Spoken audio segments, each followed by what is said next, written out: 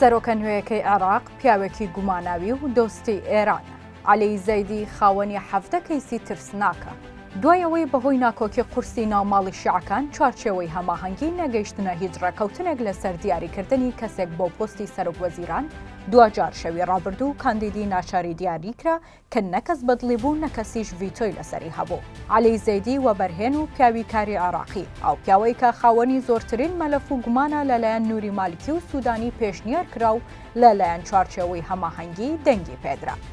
زەیدی خاوەنی بانکی جنوبی ئیسلامیە یەک لەو بانکانەی کە لەم دواییانەدا وەزارەتی خەزانەی ئەمریکا خستیا بلاکلیستی خۆیەوە بە بیانووی ئەوەی پارەی بۆ سوپای پاسداران سپی کردوتەوە و دۆلاری کاشی بۆ دابین کردوون.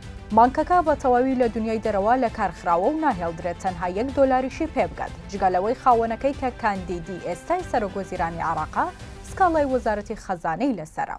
جگەلەوەی زەیدی لەلایەن دەستەی دەستپاکی عێراقی دوو سکاڵای لەسەرە یەکیان لە بابەتی بەدەستێنانی زەویەکی گەورەی بازرگانی لە یەکێک لە شارەکانی خواروی عێراق بە شێوەیەکی گوماناوی یەک سکاڵای دیکە لەبارەی بردننی دۆلاری بانکی ناوەندی نانووسراوی ساختە.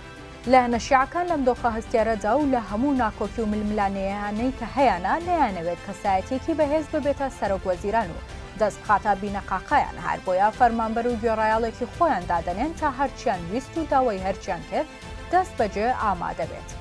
عەلی زەیدی زاوە یەک لە بەرپرسی مەترسیدارترین گروپە تیرۆریستی شیعەکانە و لە ماوەکانی ڕابردوودا ناوی وەک پاڵپشتی کاری گروپەکە لە میدیا شیعەکاندا بڵاو بووەوە. عەلی زەیدی زاوە یەکێک لە بەرپرسی مەترسیدارترین گروپە تیرۆریستی شیعەکانە و لە ماوەکانی ڕابردوودا ناوی وەکو پاڵپشتیکاری گروپەکە لە میدیا شیعەکاندا بڵاو بووبووەوە.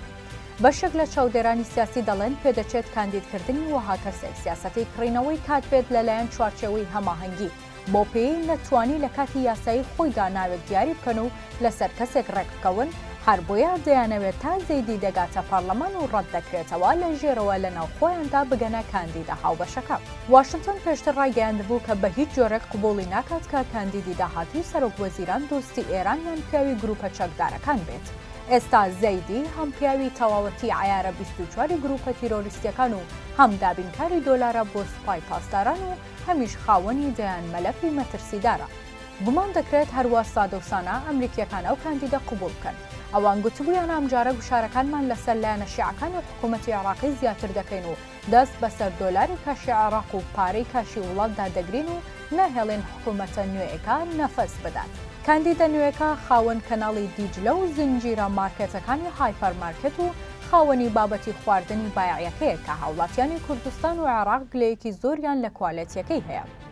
جارێ نازانرێت ڕۆژانی داهاتوو چی ڕوودەدات بەڵام ئەوەی دیارە ئەوەیە کاندیدە نوێیەکە پڕمشتومڕ و گوماناوی و هەموو لایەنە شیعەکان و سوننە و کورد و ئێران و ئەمریکی و گروپە چەکدارەکانیش چاویان تێبڕیوە و هەریەکە و داخوازی و داواکاریەکی هەیە.